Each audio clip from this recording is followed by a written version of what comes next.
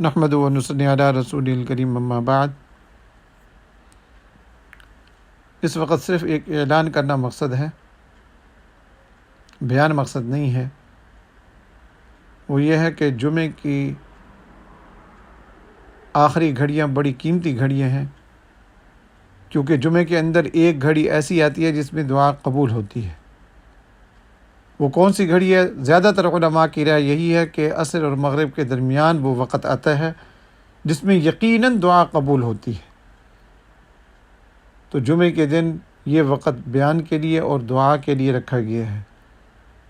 آپ سے گزارش ہے کہ آپ اس میں زیادہ سے زیادہ شرکت کریں اور پہلے سے وقت بنائیں، وقت کو خالی کریں کہ اس وقت ہم نے حق تعالیٰ سے مانگنا ہے۔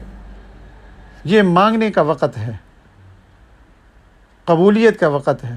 آپ صلی اللہ علیہ وسلم نے فرمایا، جس آدمی کے لیے دعا کا دروازہ کھل گیا، دعا مانگنے کی عادت اس نے بنا لی، اس کے لیے بھلائی کے سارے دروازے کھل گئے۔